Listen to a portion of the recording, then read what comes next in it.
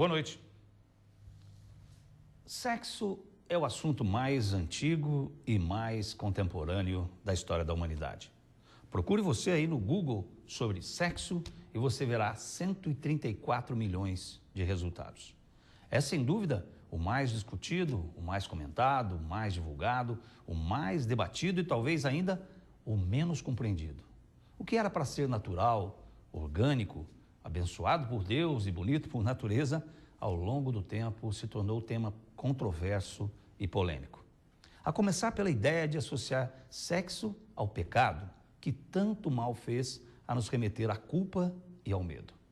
Mas se antes nos colocaram na cabeça que sexo era pecaminoso, hoje virou ato obrigatório como receita que devemos provar, medicamentos que devemos tomar para vivermos felizes. Você está triste e desanimado? Experimente sexo, agora em nova embalagem. Ligamos a televisão e um programa ensina aos jovens o que é ereção. Sintonizamos o rádio e um especialista comenta sobre a importância do orgasmo nas relações sexuais. Abrimos as páginas dos jornais e revistas e ficamos sabendo sobre a descoberta de um novo medicamento que promete prolongar o nosso prazer. E com tanta gente nos ensinando o que é sexo, vamos para a cama com um manual na cabeça, com o medo danado de errar em alguma regra, de cometer algum gafe e a possibilidade de perder pontos com o parceiro ou parceira. Temos que ser atletas sexuais no campeonato da virilidade, da boa forma, da masculinidade, da sensualidade. Se os adultos já não sabem, como papai e mamães, o que é sexo nos dias atuais, o que estarão sentindo os jovens, atropelados pelo excesso de informações, pelos exemplos de alta performance sexual exibido pelos atores e atrizes das novelas das 6, das 7, das 8? A própria virgindade deixou de ser escolha individual e intransferível para ser produto midiático a alimentar a indústria do entretenimento e a do prazer a qualquer custo. Sem querer esgotar o assunto, cabe, por último, ressaltar que sexo é bom, é divino e faz parte da natureza humana. Ruim foi o que fizeram com o sexo. No passado, relacionando o sexo à culpa e ao medo. Nos dias atuais, ao comércio e à competição. Estamos começando mais uma edição do Hora da Verdade nesta segunda-feira, primeiro dia do mês de dezembro. Estamos chegando ao final do ano de 2014 e a sua presença sempre com a gente aqui, obrigatória a sua presença e a sua participação pelo telefone 3721-6955, jornalismo@tvpox.com.br em mais uma edição do Hora da Verdade. E para falar não sobre sexo, mas sobre o tema dessa noite, bom, quem vai contar para a gente é a jornalista Natália Carvalho. Hoje, dia 1º de dezembro, é o Dia Internacional de Luta contra a AIDS. Em Poços não aconteceu nenhuma programação específica para lembrar a data. Embora não se fale muito mais sobre a doença, a preocupação continua. Segundo o programa de DST e AIDS, só em Poços neste ano foram detectados 28 novos casos de HIV positivo em pacientes do município. São 20 homens e 8 mulheres. Em Poços foram atendidos no total, até o mês passado, 35 pacientes, 7 vieram de outras cidades. Para falar sobre este assunto, recebemos no Hora da Verdade de hoje a infectologista Lívia Vitali. Pois é, hoje é o Dia Mundial de Luta contra a AIDS e, como a Natália falou, quem vai falar sobre o tema com a gente é a infectologista, que alguns meses atrás esteve aqui com a gente, nos dando o privilégio da sua companhia, e hoje volta aqui a Lívia Vitali. Bom, Lívia, antes de começar, eu falei no editorial sobre sexo e já falaram para você que você parece com a Laura Miller, aquela do programa lá do... Já me falaram. É. Eu nunca assisti o Altas Horas, que é muito tarde. Mas já me falaram que eu pareço com a sexóloga. Inclusive com a sua expressão, né? Boa noite, obrigado pela sua presença aqui com a gente. Eu que agradeço a oportunidade de estar mais uma vez aqui, né, para falar de um assunto tão importante, que é a AIDS, né? Eu falei sobre, é claro que quando, de alguma maneira, a gente associa um pouco a AIDS ao sexo. Eu falei no editorial algumas reflexões sobre o sexo.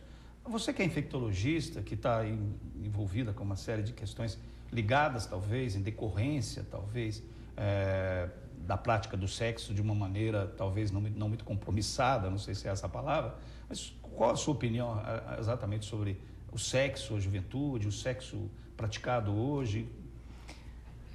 Eu acho que assim, o sexo ele foi banalizado. Acho que no contexto atual que a gente vive, ele é muito falado, mas ele é tirado do contexto, né?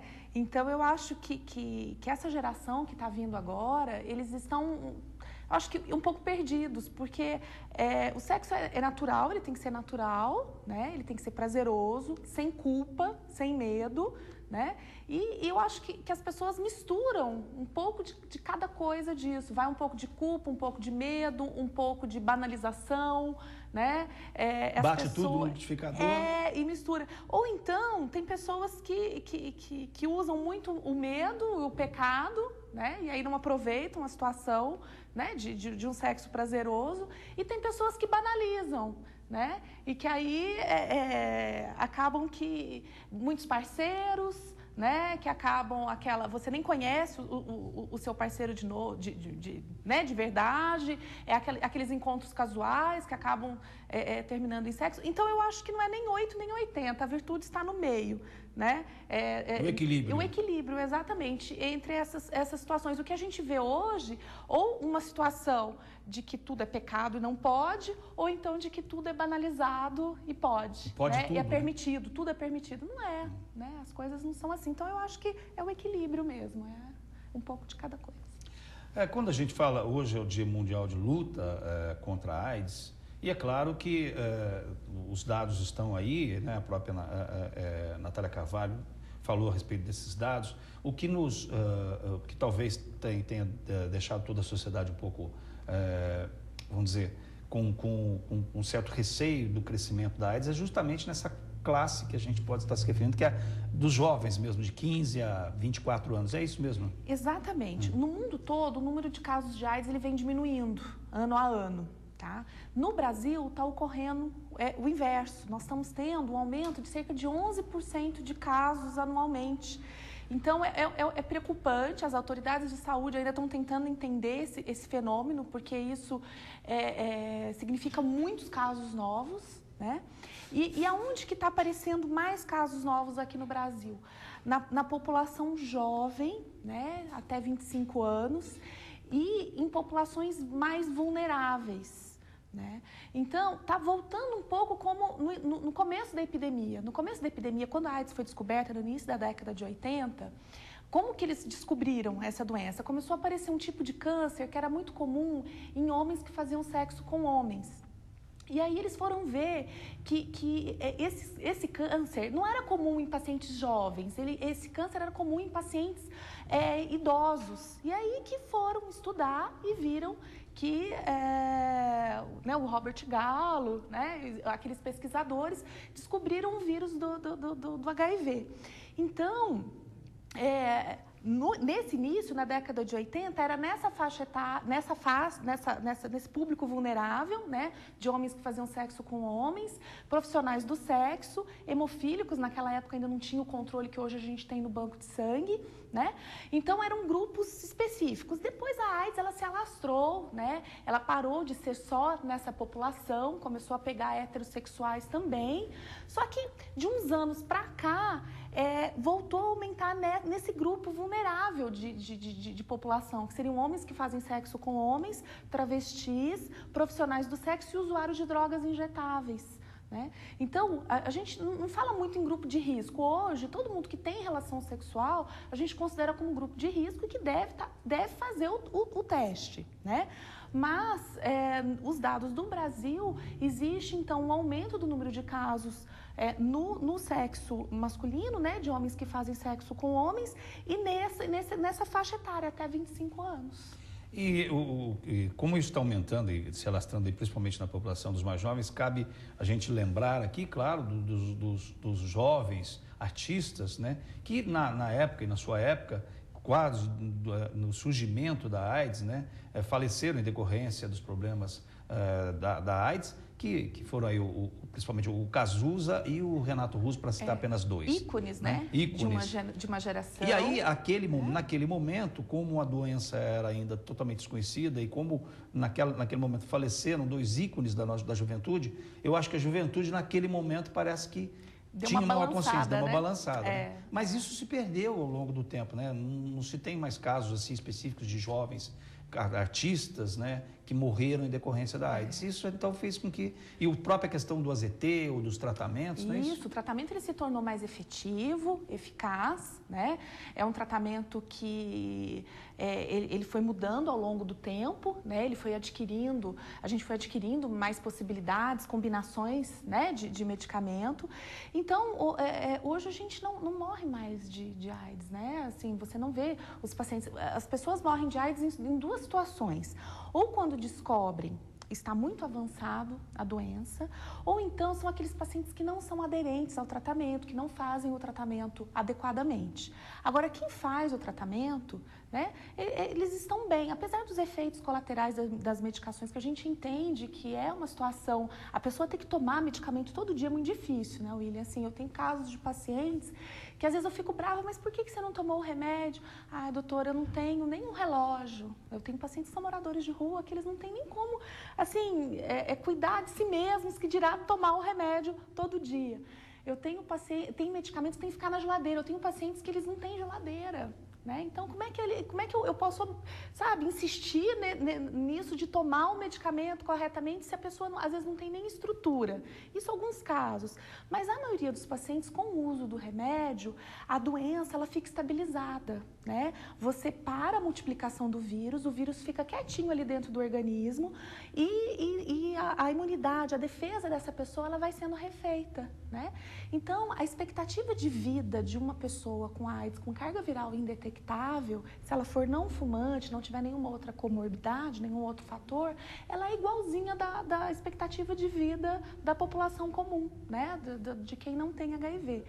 E aí eu acho que essa geração, eles não sentiram assim aquilo da AIDS de perto, né? De verem ídolos mesmo. Nós tivemos o Fred Mercury, né? Que foi um outro ídolo que morreu de AIDS, vários, né? Da nossa geração. Porque naquela época não tinha o tratamento efetivo. E hoje eu acho que eles perderam, né? Eu acho que houve uma banalização também da AIDS. É como se, se eu tem tratamento, eu vou me tratar né? E é só tomar remédio. Gente, não é só tomar remédio. Eu acho que assim, é importante você tomar o medicamento, mas existe esse controle, os efeitos colaterais a longo prazo desses medicamentos. E isso, tem alguns pacientes que tiram de letra, mas tem pacientes que têm efeitos colaterais sérios que precisam ser vistos periodicamente, precisam de exames periodicamente e precisam ser acompanhados periodicamente. Né? E aí né, o que se fala muito como sempre, é o uso da camisinha, né? Como talvez a solução mais viável para se evitar. E é interessante também que, como a gente percebe, a juventude não tem usado talvez mais a camisinha como antes. Esquecendo-se também que não só pode provocar, como outras doenças transmissíveis, Sim, né? Existem várias doenças sexualmente transmissíveis, não só a AIDS, né? A gente pode citar a hepatite B, a sífilis. Estou tendo muito paciente com sífilis. Muitos pacientes com sífilis, né? Então, você vê, as pessoas não estão usando preservativo. Eu diria que são duas coisas pontuais que eu acho que é fundamental para o controle da epidemia. Primeiro é usar camisinha. Né? Eu acho que é o controle maior, o que a gente mais assim recomenda, é o uso da camisinha. E o segundo é a testagem. Para você ter ideia, hoje o Brasil ele só testa 27% das pessoas que têm vida sexual ativa. Então a gente tem que desmistificar essa realização de testes. Não é preconizado as pessoas fazerem testes de diabetes, de colesterol, de triglicérides anualmente? Então, fazer o teste de HIV, os testes para hepatite, para sífilis anualmente também, né? Você sabe que é muito interessante, eu vou fechar esse bloco colocam essa reflexão, né, e depois a gente continua, mas eu costumo dizer, por exemplo, assim, vou fazer uma analogia aqui, uma comparação que pode ser até rasteira, mas é a questão do trânsito, né? Então, há uma campanha do trânsito dizendo que você tem que andar de acordo, 80 quilômetros e não sei o quê, e etc. Quando se faz cada vez mais carros cada vez mais potentes, né? E se incentiva a compra de carro, principalmente no Brasil, né? E carros cada vez mais potentes. Então, por um lado, o incentivo à compra de carros e a fabricação de carros cada vez mais potentes. Por outro, há a questão de obedecer às leis. E eu quero fazer essa analogia em relação à AIDS. Por um lado, fala, não, vamos usar camisinha, porque, e por outro, o incentivo ao sexo, banalizando o sexo cada vez mais, é crescente. Quer dizer, então você tem duas forças antagônicas no mesmo contexto, o que faz com que a gente tenha, talvez, esse aumento de casos, não é isso? Sim, sim. Eu acredito que aconteça. E como que a gente vê essas campanhas educativas? Carnaval, que se fala nisso. Sim. Né? E mais lá atrás, né? Porque eu acho que o carnaval nem tanto mais. Agora nem tanto mais, né? Não tem... E no dia de hoje, né? No dia de hoje, que é o Dia Mundial de Combate contra a AIDS. Então, você não vê mais a AIDS sendo falada na mídia, em escolas, né? Então, a população, parece que assim, as pessoas consideram... Uma doença esquecida, né? Esquecida, que nunca vai acontecer com a gente, né? E quando você menos espera, pode acontecer com alguém próximo de você, né? A você, com você mesmo, né? Por isso que é importante usar o preservativo e fazer o teste anualmente, né? Bem, a gente vai para o primeiro intervalo do Hora da Verdade de hoje. Conto com a sua participação, como sempre, pelo 3721-6955, o jornalismo@tvpox.com.br. Até já.